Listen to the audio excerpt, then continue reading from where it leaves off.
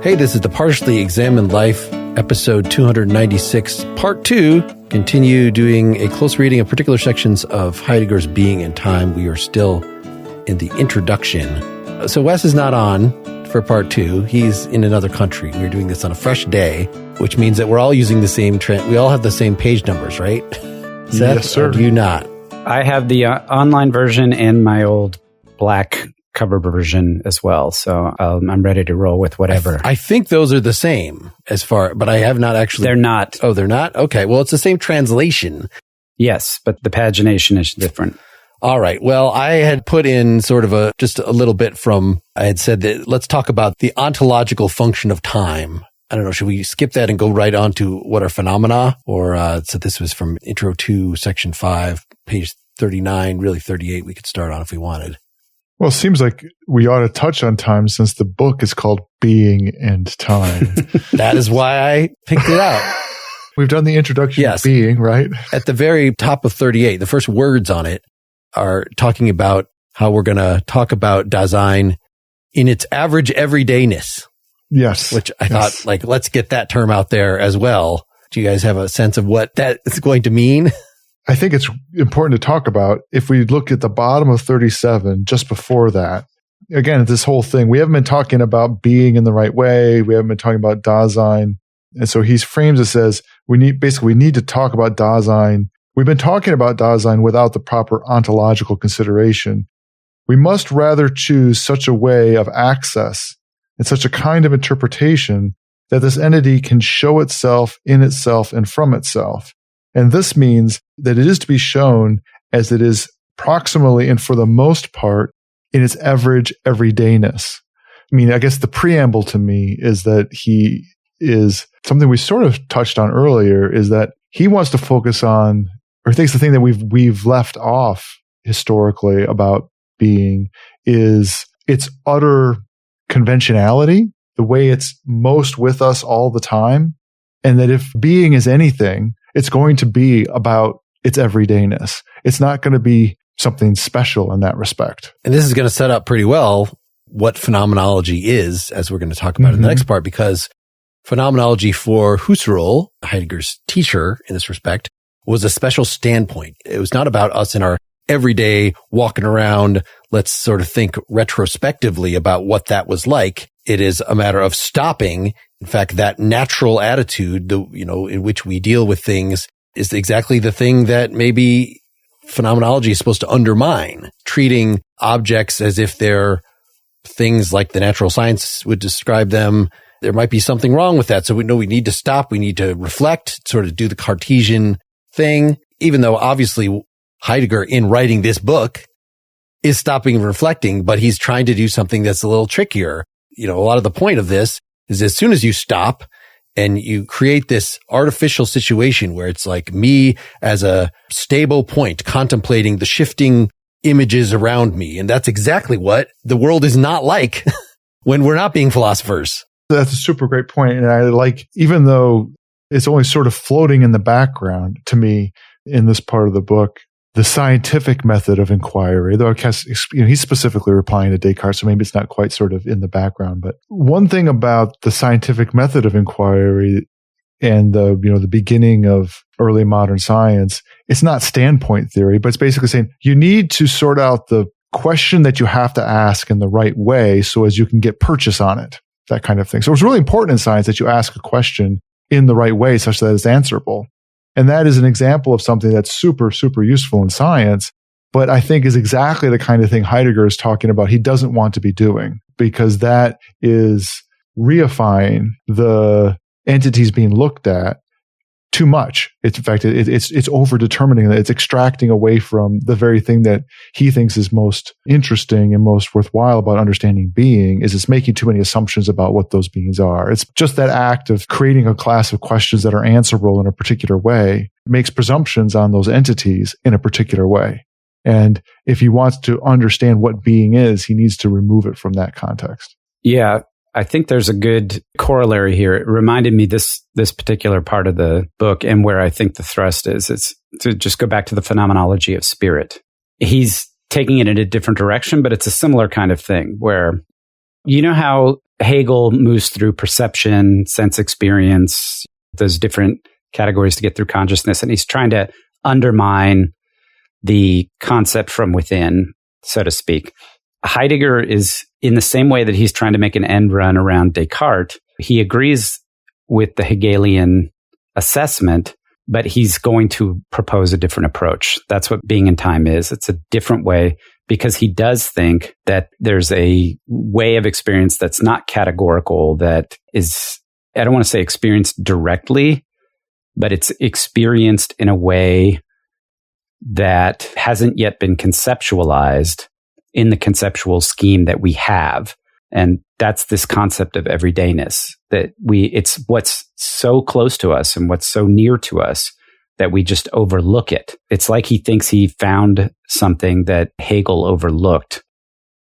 Do you think that he has a similar thing in sights, which I thought Hegel did as well, which is really seeing that the distinction between being and becoming is sort of philosophically problematic, that you can really only talk about beings that are becoming constantly. And so to talk about what beings are, particularly, Dasein, is going to have to embody the constant transformation that is going on while being able to talk about a being and also talk about it having different forms and features and different experiences phenomenologically with the world at different times, but still talk about it being an entity.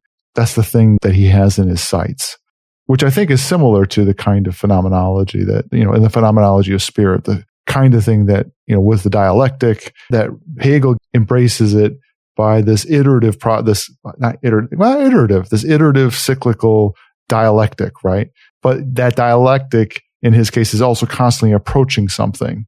I haven't read enough of the book yet, but in Heidegger's case, I think I see him looking at preserving a notion of authenticity, which you would think points you to, like, the acorn grows into the oak tree. But I don't think that that's where he's going to end up with, right? So, well, let's just look at the next sentence. So at the top of page 38, in this everydayness, there are certain structures which we shall exhibit, not just any accidental structures, but essential ones, which in every kind of being that factical Dasein may possess, persist as determinative for the character of its being. Thus, by having regard for the basic state of Dasein's everydayness, we shall bring out the being of this entity in a preparatory fashion. So this sounds like Husserl, right? Where what phenomenology is about grasping essences. But we're saying that even though it's not going to be this freeze, apply the epoche, which is a special standpoint of Husserlian phenomenology where we specifically try to set aside the scientific viewpoint. Here, this is going to be, there is no such possible standpoint. So we're going to just retrospectively, we're going to just think about what it is like. We're around, our everydayness is, as Heidegger says, ontically the closest thing to us, right? It is literally what we're doing pretty much the whole day. But ontologically, that's the thing we have to uncover. So it's figuring out the actual being of that, the structures, because normally I would point at this distinction he's making between accidental and essential structures, that most of the things that we just notice as we're walking around, those are accidental structures, like the things that are actually catch our attention, right? If they were just like that all the time, they wouldn't catch our attention. That's sort of the nature of essential structures. So he's going to say then on this page, we shall point to temporality as the meaning of that entity, which we call Dasein. In other words, that's going to be the main structural thing. It's hard to just focus on the passage of time. No, you focus on like the stuff that's happening in time, but that's all sort of accidental. You could be perceiving something else, but time itself, its flow, that's an essential structure. I don't want to try to jump ahead or anything, but there's a place later in what we read for this time. I don't have it exactly in front of me, but the first thing we have to get past to attend to the everydayness is that all of the investigations, Hegel, Husserl, Descartes, they privileged Dasein's being as knowing, a knower. And he says later on, as knowing is one way of Dasein's being, but it's just one way. And because ontology has been founded on the structure of knowledge, really, because they talk about what is an object, knowing an object, properties, attributes, substance, all this kind of thing, that we've completely ignored all the other ways that Dasein is every single day in its everydayness.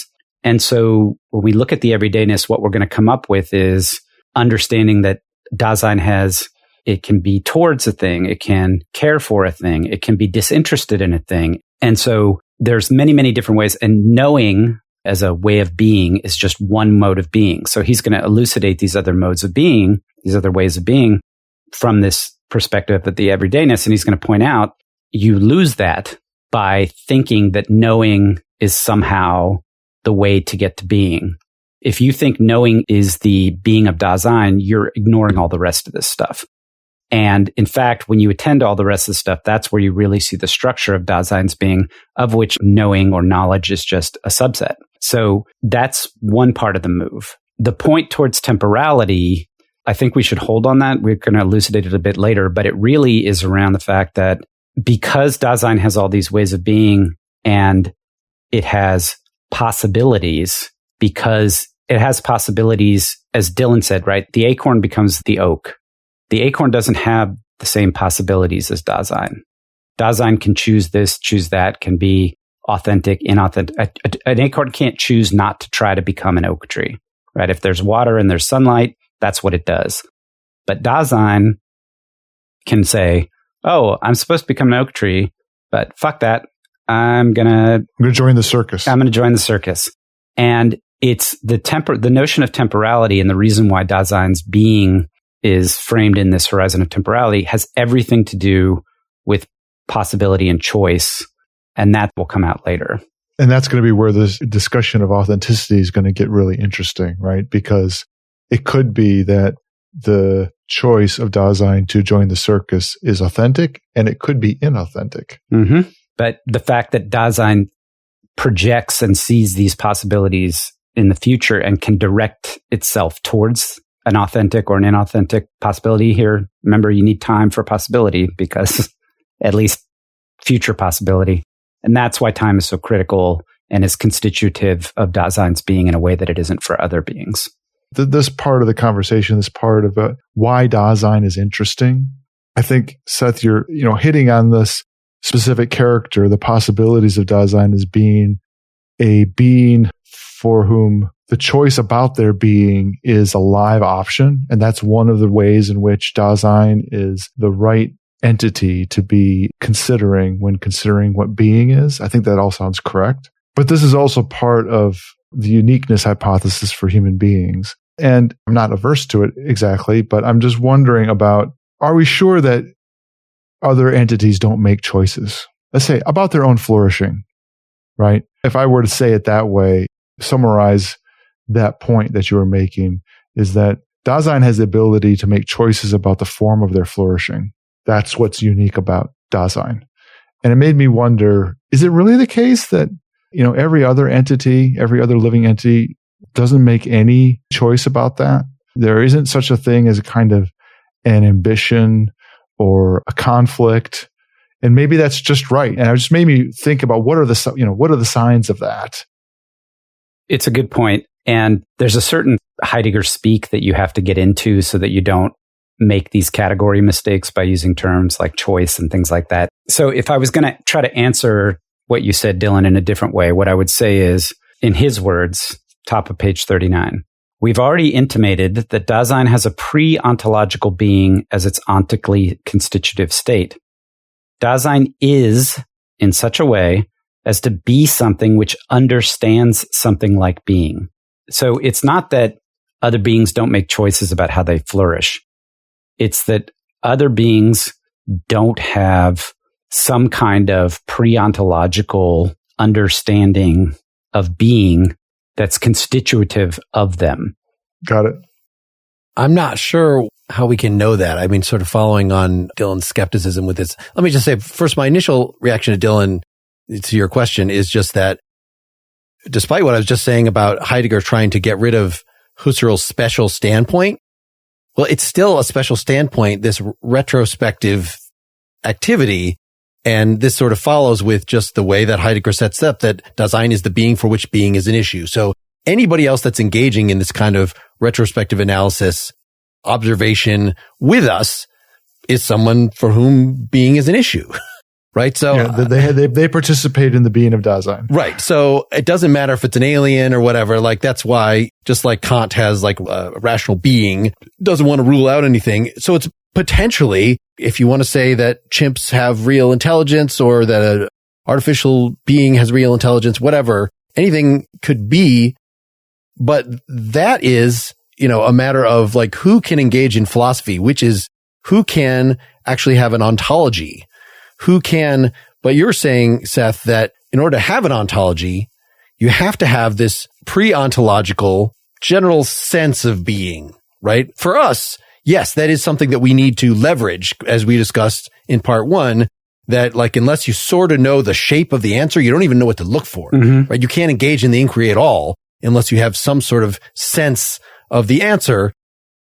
So that's to say, having the pre-ontological stuff is a necessary condition for getting to ontology. Now, does that mean the fact that it's necessary for us, that it's exclusive to us? Because there could be beings that they're never going to engage in this inquiry with us. They're never going to actually have an ontology, but maybe they also have a pre-ontological, a general sense of the being of things. And maybe that's even required to have consciousness of any sort at all.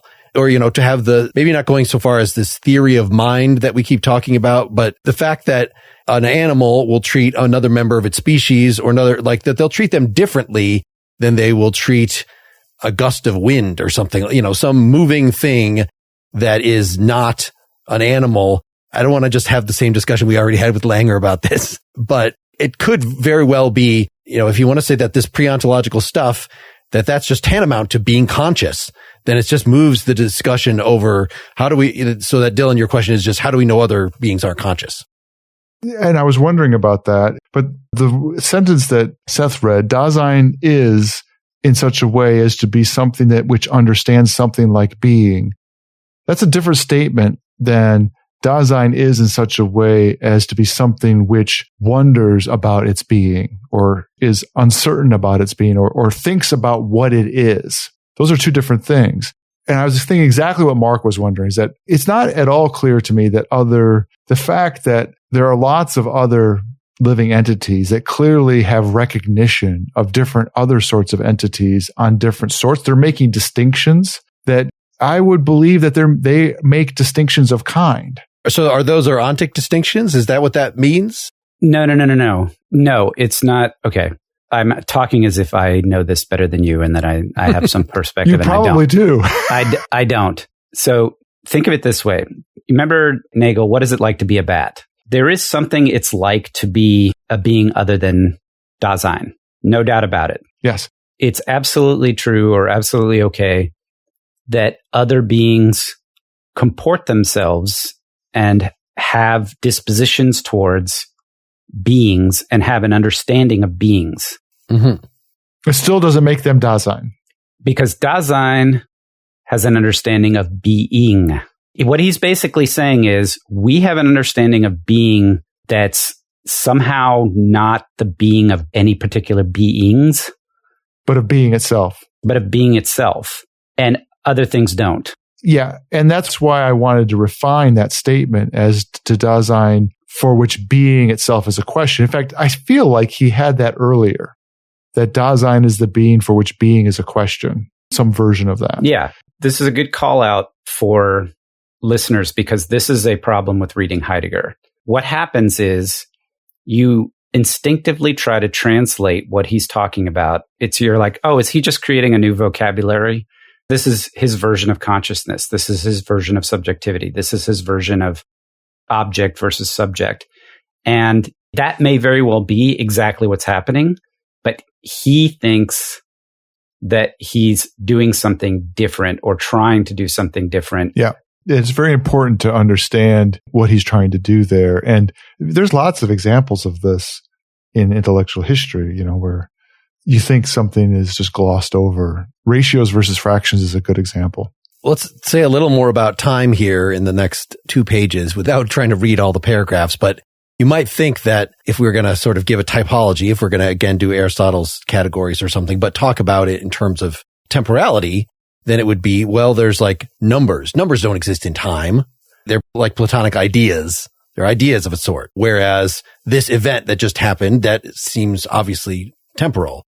And he wants to claim the first paragraph on 40, if being is to be conceived in terms of time, and if indeed its various modes and derivatives are to become intelligible in their respective modifications and derivation by taking time into consideration, then being itself, and not merely entities, let us say as entities in time, is thus made visible in its temporal character. But in that case, temporal can no longer mean simply being in time. Even the non-temporal and supratemporal are temporal with regard to their being, and not just privatively by contrast with something temporal as an entity in time, but in a positive sense, though it is one which we must explain. So we can't even say that the number 3 or whatever is not temporal because we're thinking about it. It is an entity for us. And insofar as it has any being at all, somehow this is going to be temporal.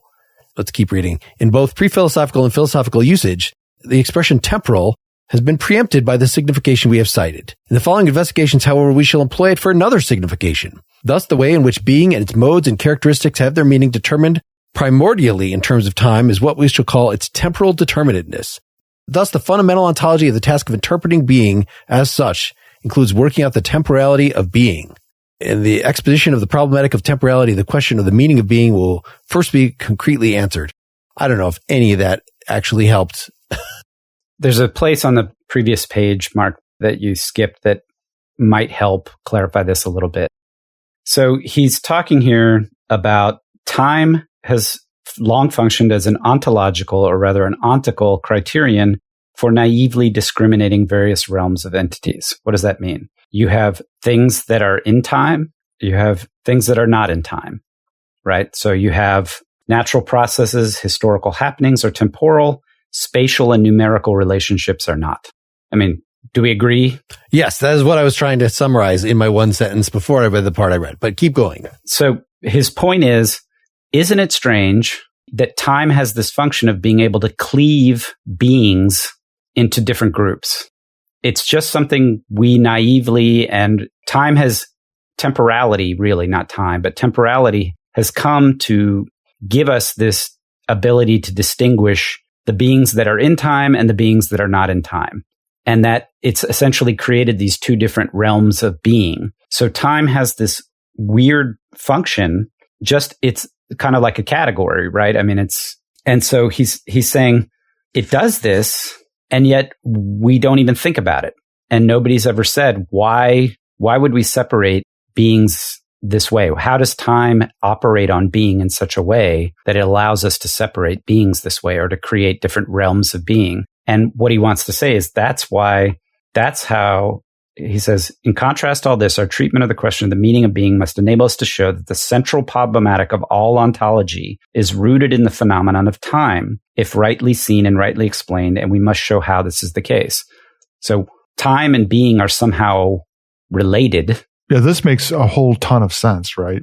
Because I feel like you could say, well, historically, the way we've answered this question is the things that are unchanging are the things that are true things. And those are the beings.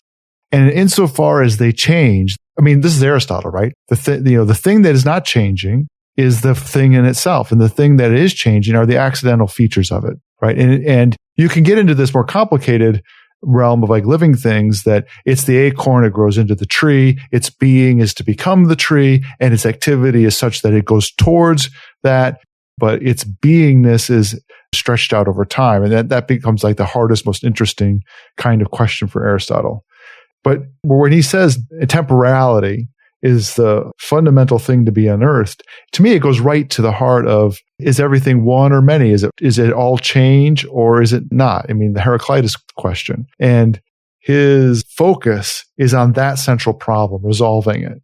The fact is, we've cleaved beings into these two buckets. And in fact, I think that the typical thing is to be the things that don't change, that are not temporal, have priority of being.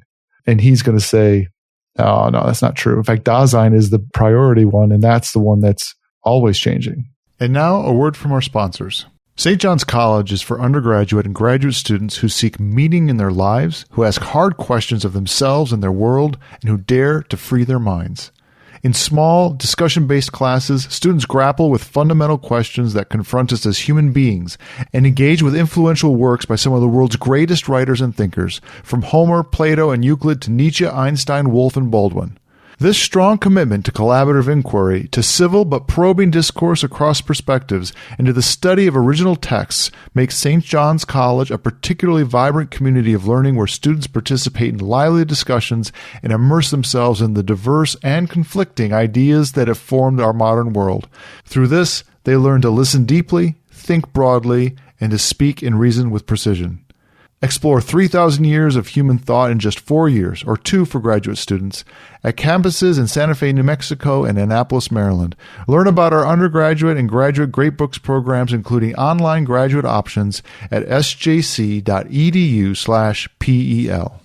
All right, I want to segue here. I'm hoping in the remaining half hour that we have of this part, we can get through the next 2 points. So we want to say what phenomena are, what appearance is, and then what phenomenology is. And then we can be done with part 2. And in our next complete episode, we can start by talking about equipment and all the stuff going on from there. So still in intro to section 7a, the concept of phenomenon, skipping some of the etymology at the top there. The kicker is about 8 lines down or something. We must keep in mind that the expression phenomena signifies that which shows itself in itself, the manifest. So that's going to be, and then the following parts is just how the word appearance can be used, right? How seeming can be used, because this is going to be the whole thing. If we're describing phenomena in phenomenology, then like, what are these things that we're describing? How do we know they are not just the skin on events, that they're just the seemings, the appearances? Maybe we need science to actually delve into like what things are in themselves, but somehow phenomenology is committed to an ontology that there's some way of grasping things just by them appearing and showing their essence right there. So you might think about like looking at red. Like, yeah, okay, there's things to learn about red in terms of like the physics behind it, how light produces this thing in our eyes. But in terms of us understanding what red is, you might think that, well, giving a causal account, that's kind of a distraction. To get to the thing itself, the things themselves, right? What is redness is just, redness is something that reveals its whole essence just by its appearance, right? That is the nature of color in particular, that even if there's something separate that causes that in our eyes, and lots of stuff we could say about our eyes, or ways that we could be colorblind, or, all these things but to understand, right, the thing that Mary, the color scientist who has read all the books about red, but has never seen red before, the thing that she learns when she beholds that thing, that is sort of a phenomenon unto itself. It is the thing that exposes its own essence. So everything you said, right, it sounds right to me. I find myself pausing about your example of red and redness, only because I wonder if red is a being. Red has being. Red has being. Is there anything that doesn't have being? No. Okay. Just checking. If we thought that there was a veil of illusion over things and that the only real being was hidden behind it, and then we have the veil of Maya or something, you would say, oh, that doesn't have being. It's just the stuff. No. Is red an entity as well? Or if I say red has being, that's a different thing to say about it than red is an entity. That is true. Okay. Yes, I agree with that. Because ideas can have being, but they're not entities. Correct. Okay. I mean, we could get into the fact that you could say something is red, right? Therefore, it has the being of red, but what if there's something that, is just made up, or something that is, the essence of ultraviolet or something like that? Like, because we can't see ultraviolet, so maybe it doesn't have being in that same way.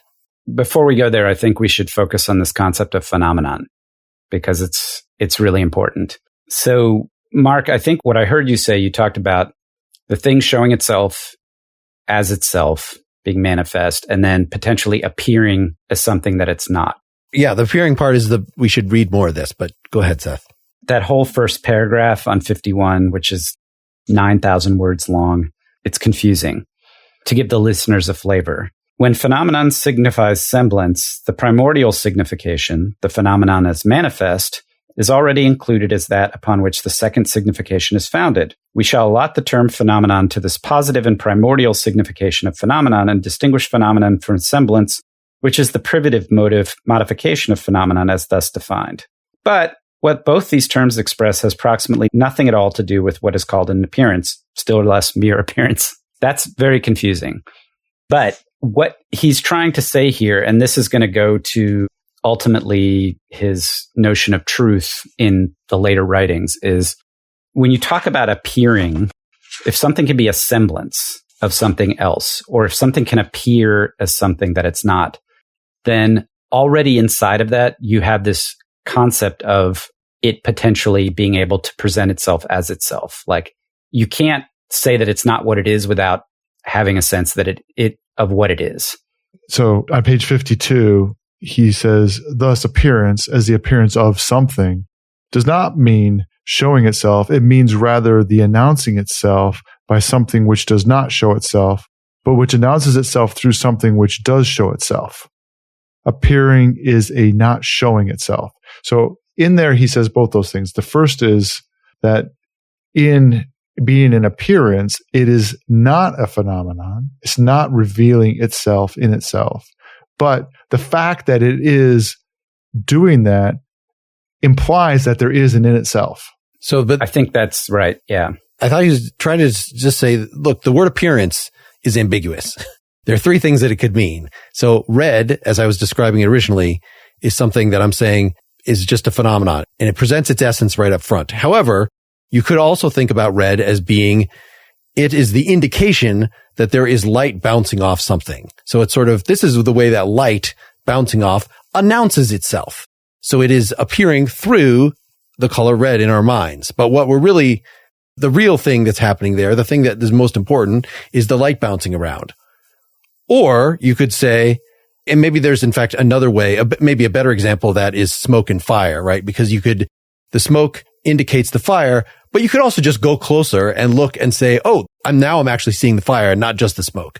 But then there's a third way in which the appearance positively occludes the thing that is behind it, that is causing it. And that is, the Kantian version. And I'm not sure, maybe the color example is more like the smoke and fire one, in that there are other ways. You could pull out your prism. There are other ways of detecting light.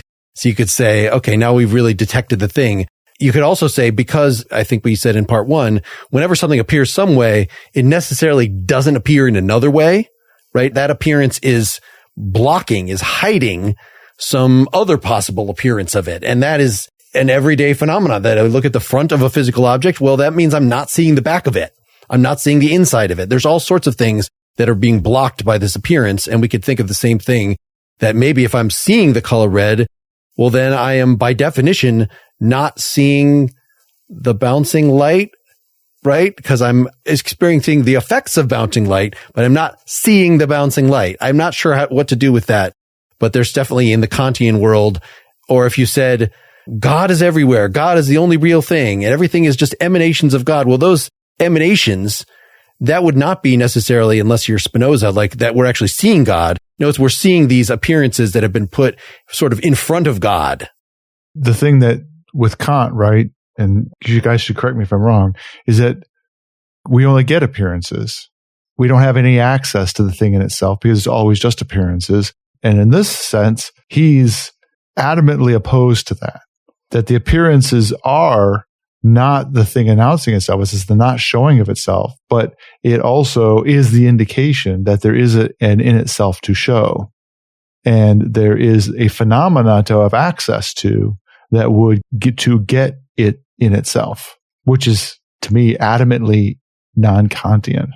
But I think we'll just go to the second paragraph on page 53, because I think it'll bring it all together. So again, the expression appearance itself can have a double signification. First, appearing in the sense of announcing itself as not showing itself. There's an appearance. It's not the true thing, but it signals to us that there is that true thing behind it, as Dylan was saying, right? Next, there's that which does the announcing, that which in its showing itself indicates something which does not show itself. So there's the actual appearance as opposed to the actual thing or experience or whatever. And then finally, one can use appearing as a term for the genuine sense of phenomenon, as showing itself. If one designates these three different things as appearance, bewilderment is unavoidable. And in my marginal notes in the book, I wrote, "This is true anyway." 40 years later, I agree. So really terminologically, what he's doing in these 3 pages is, if you think when I say phenomenon, I mean appearance, you're wrong, because appearance is an incredibly ambiguous term in just common usage. And in fact, do you see in the part, it's about 3 lines down from that little 30 in the margin, where it says, and in the words, and in parentheses, it says Rede, R-E-D-E. That term is a term that he's going to use. He means it's like regular common speech, like talk. So he's implying that the common usage of appearance is confused because it's used for all these different things. And he's trying to disambiguate so that he can indicate what he means by phenomenon. And so does he then, this definition, the real definition of phenomenon, does that defeat Kantianism? Does it just by definition? In the same way that I think in our Hegel episode, Hegel's Phenomenology, we were saying that by definition, what we are doing is we are in touch with beings. And that just rules out metaphysically in advance any idea that there is a hidden world and that has all the real being in it. And the stuff that appears is mere appearance, that he's just going to, like Hegel, just rule that out by fiat. There's no reason to believe that, right? There's no reason in our primordial being. You'd have to be screwed up by some terrible philosophical or religious theory that casts all being out of anything we could actually be in touch with to think that. He utterly rejects Kant's. He kills it in one sentence. If one then says that with the word appearance, we allude to something wherein something appears without being itself an appearance, one has not thereby defined the concept of phenomenon, one has rather presupposed it. 54, he gives a kind of neat summary of the conclusion of phenomenon appearance. This is the second full paragraph, just under 31 in the German pagination. Phenomenon, the showing itself in itself, signifies a distinctive way in which something can be encountered. Appearance, on the other hand, means a reference relationship which is in an entity itself, and which is such that what does the referring can fulfill its possible function only if it shows itself in itself and is thus phenomenon. And then he says, if in taking the concept of phenomenon this way, we leave indefinite which entities we consider as phenomena, and leave it open whether what shows itself is an entity or rather some characteristic which an entity may have in its being, then we have merely arrived at the formal conception of phenomenon. Which I guess is a way of saying that he's not cheating. If he were to say, yeah, the stuff that we encounter in our everyday life, those really are phenomena, then that would be making the case for philosophical realism, right? But if you say, no, we only have the idea of phenomena sort of in the abstract, whatever is actually showing itself in itself, it could still be the case that most of the everyday things we encounter are not phenomena, but we'll figure that out. As we actually do phenomenology in order to figure that out. I want to skip then to intro to section 7, right? He goes through in between the concept of logos, but we're going to study stuff. So let's intro section 7C, page 58 to 62. The preliminary concept of phenomenology. When we envisage concretely what we have set forth in our interpretation of phenomenon and logos, we are struck by an inner relationship between things meant by these terms. This is not the greatest place to start. Do you feel strong enough in your Greek, Dylan, to be able to just read this section instead of what I just did? Yeah, I could probably do it. I mean, is it necessary or can we just not read those words? Well, I think that you can read it because at some level it gives you a sense of, Heidegger just uses this all the time. So it's probably worth. So I can just read the first paragraph. So what you want me to do? Yeah, go ahead. Yeah, please. So this is the first paragraph of 7C, preliminary conception of phenomenology. When we envisage correctly what we have set forth in our interpretation of phenomenon and logos, we are struck by an inner relationship between the things meant by these terms. The expression phenomenology may be formulated in Greek as legein tai phenomenona, where legein means apophynesthai, Thus, phenomenology means apophenoistai ta phenomenana. So after my butchered Greek, to let that which shows itself be seen from itself in the very way in which it shows itself from itself. That's Heidegger's translation of what the Greek means. Is it merely a mistake of our typesetting that it looks like that which shows itself be seen from itself? There's no spaces between those words. It's just the typesetting. Okay. Yes, the typesetting. They squished it together. There's other cases where it gets spread out. There's very, very tiny amounts of more white space between the words than there is between the letters there. But okay. And I would comment, and I'm not in a position to genuinely judge this, but I will say that this kind of etymology of Greek by Heidegger is controversial. So, so Heidegger, when you read him, he makes it sound like, well, this is obvious. It's like the Greek is revealing itself in itself to me, and I'm presenting, so I'm uncovering this. And in fact, that's not true. He's presenting an interpretation of it, which is, and some say, well, of course he's presenting an interpretation of it, but Heidegger doesn't present it as presenting an interpretation. And people who know Greek well and who know these sections of these ancient texts well, I'll just say that it's an interpretation that people would take issue with. Not that he's wrong. I'm just saying that it's not quite as strong as a thus. Thus, the etymology is clearly the case that this is the case. We should read this as, this is what I mean by phenomenology. This is what I, Heidegger, mean by phenomenology. It means to let that which shows itself be seen from itself in the very way in which it shows itself from itself. If we read it that way, we're good. Yeah, honestly, I don't think Heidegger would even ever assert that this was an interpretation of this is wordplay, this is what he does, and he's unabashed about it.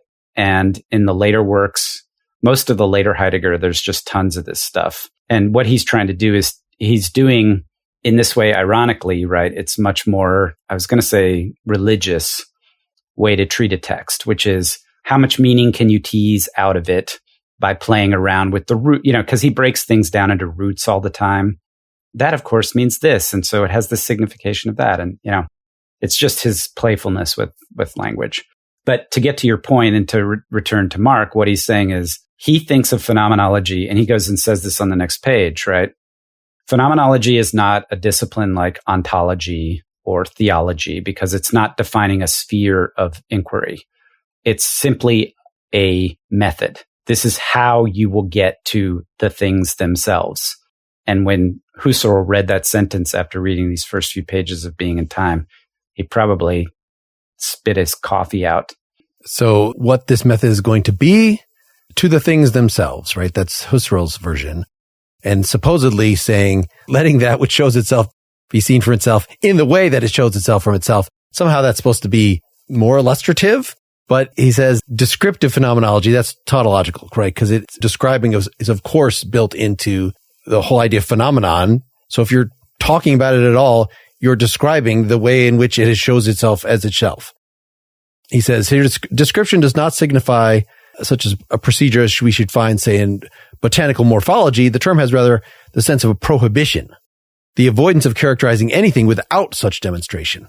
The character of this description itself, the specific meaning of the logos, can be established, first of all, in terms of the thinghood of that which is to be described, that is to say, of what is to be giving scientific definiteness as we encounter it phenomenally. The signification of phenomenon is conceived both formally and in the ordinary manner is such that any exhibiting of an entity as it shows itself in itself may be called phenomenology with formal justification. Is that helpful? Just describing stuff in a systematic way. That's what we're going to do, right? That's what the word scientific means there. It's demonstrated, as opposed to what would the bad way that a botanical morphologist would do it. I guess it's applying. Well, it's applying categories of being without exploring what being is, right? And at the top of page 60, phenomenology is our way of access to what is to be the theme of ontology. And it is our way of giving it demonstrative precision, only as phenomenology is ontology possible. The mistake that has been made in like that botanical example is a presumption of what being is. And if we're going to actually understand our ontology and we're going to do metaphysics, we have to do phenomenology.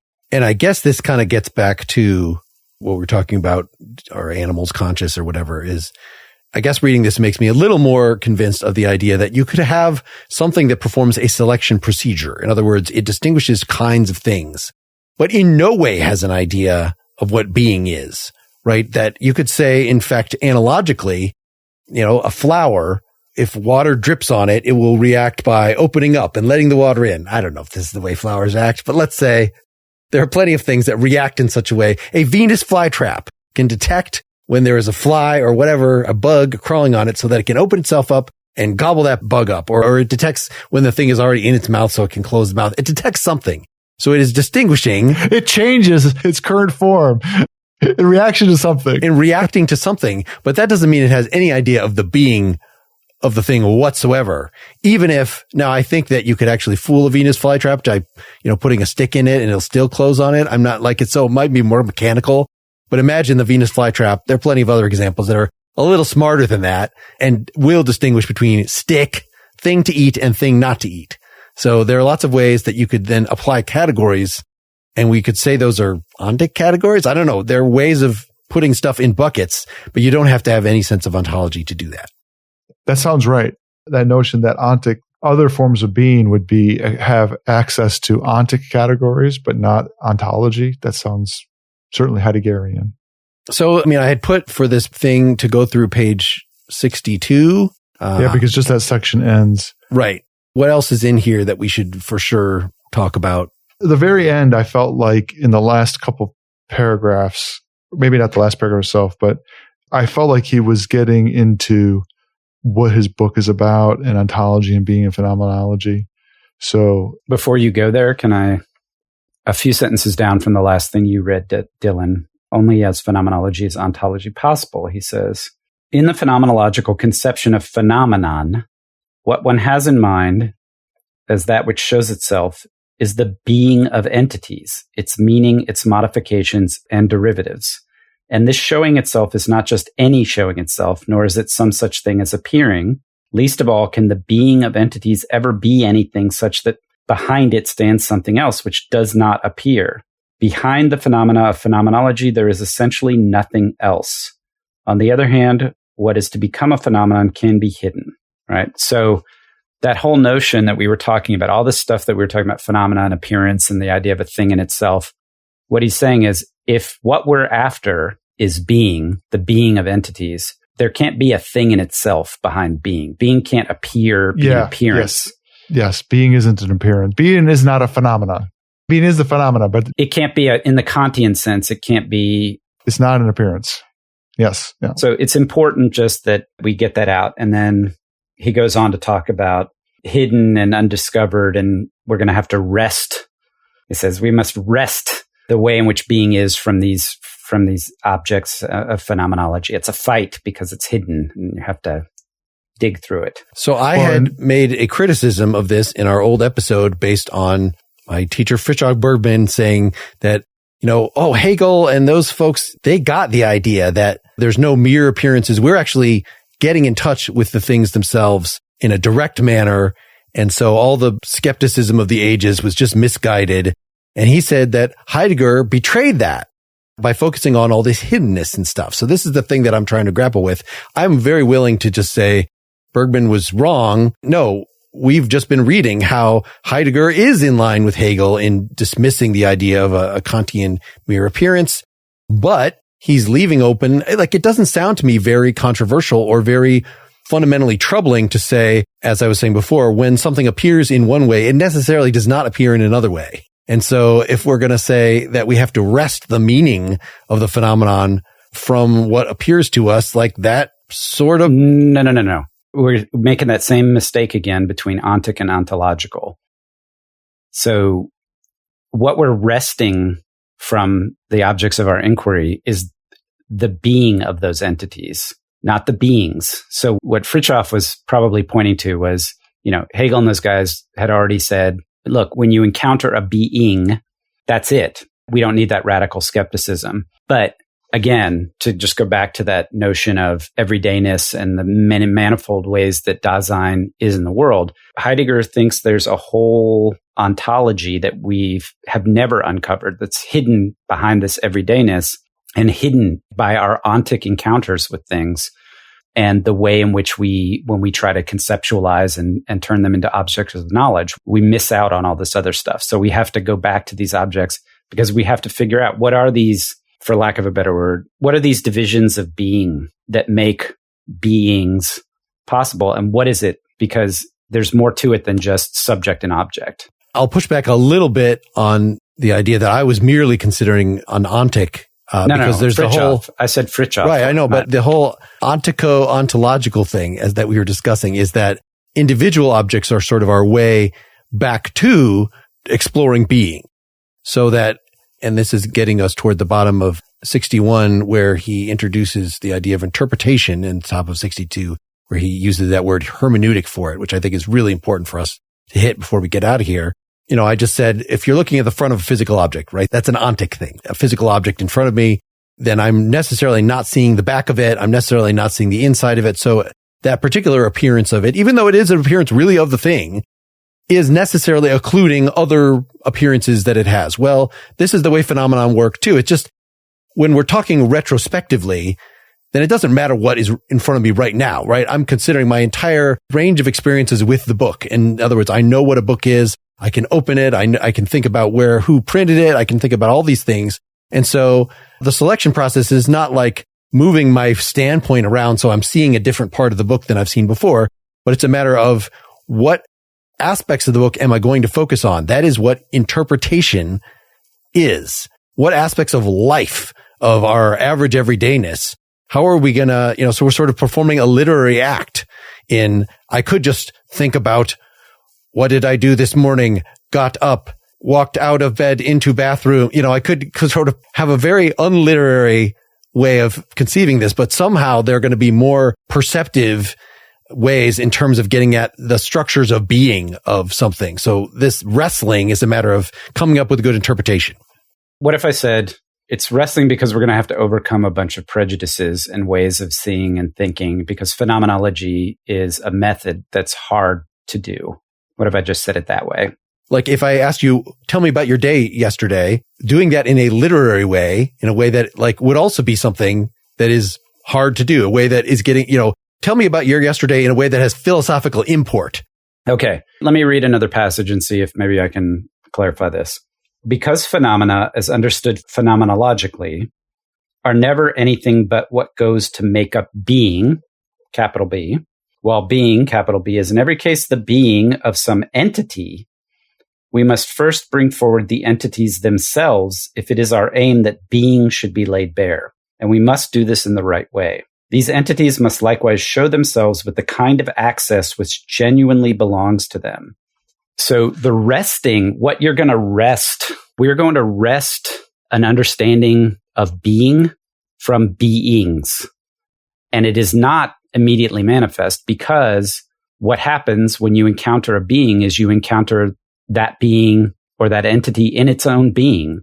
You don't encounter capital B being itself. So, he's getting at, okay, our object of inquiry is this great nebulous, abstract, misunderstood, never questioned being that makes entities possible, that makes it possible for beings to be, right? Or for entities to be.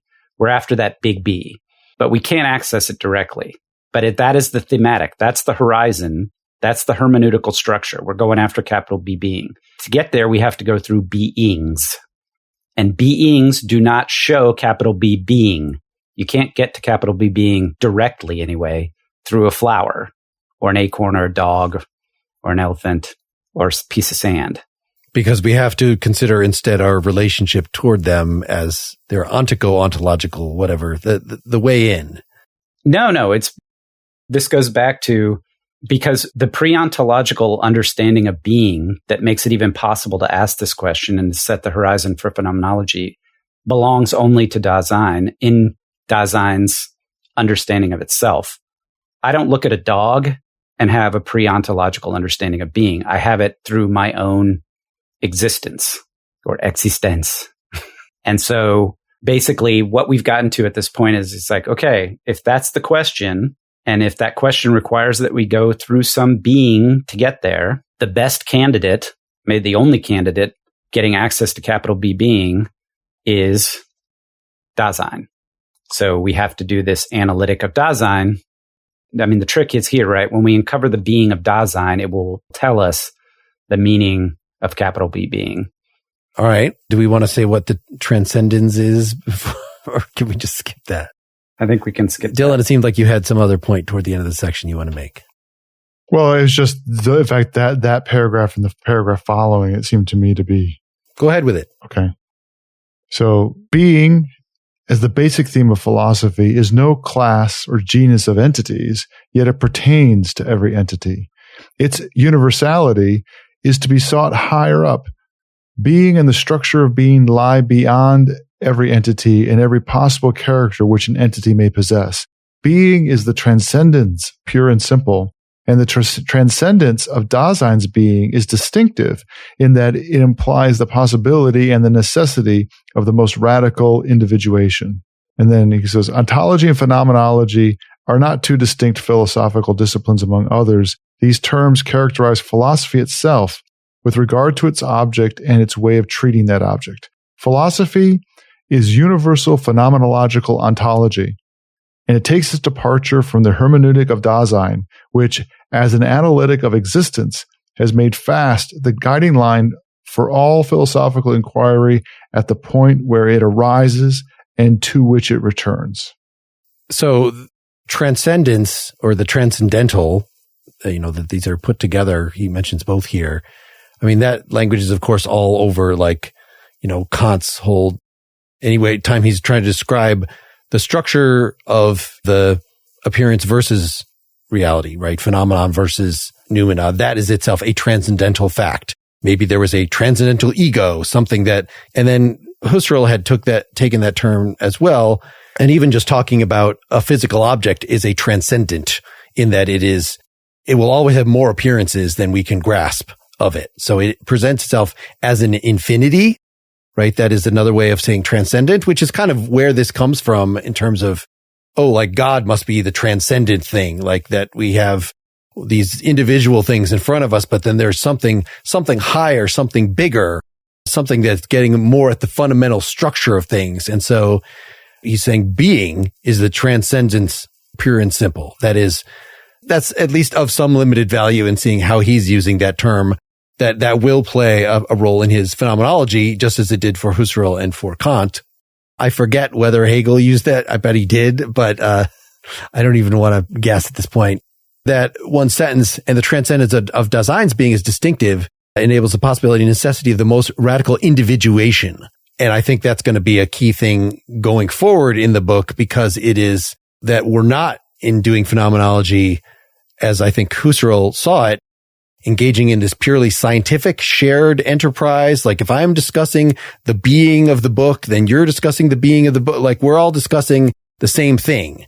That there is, when we're Dasein, thinking about my own being, my own possibilities, reflecting on things temporally, because the Husserlian take there, time doesn't seem to be part of it. It's just like we're all looking at the same thing, as if that phenomenon could be frozen in place. Even if it is a shifting, moving thing, we can all kind of focus on the same thing. Whereas the truth is, we all have individual different perspectives. Even if we're trying to all contemplate the same thing, we're not doing it in the same way. Even if we're all trying to contemplate the number 3, it seems like that is itself, right? That's a non-temporal entity.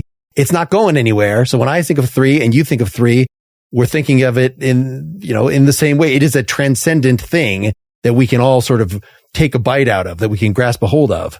But it seems that there is something specific, something that overlooks in here, which is this view toward time. And that is related to this ultimate individuation, which is then it just opens Heidegger up to talking about whole other aspects of, Dasein's beings, of our beings as individuals, that we can start talking about our moods, our emotions, my projecting toward my future, even my projecting toward death, right? We're all projected toward death.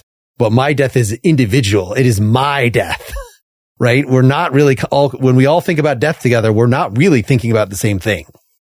I think that's true. Correct. That's a great way to end. When we're all thinking about death, we're not thinking about the same thing. Wait, when you said that, do you remember the Wittgenstein thing? Yes, but can you feel this pain, right? Or whatever. I thought, how would you do that with death? Yes, but can you feel this death? That would not be a good way to end the episode. No. Don't do that. No. And that's not what happened to Wes. Wes will be back. He's just overseas. And by the way, you're not wrong to mention death, because that's going to come into play later. I don't know that we ever will get to it in our not on the next episode.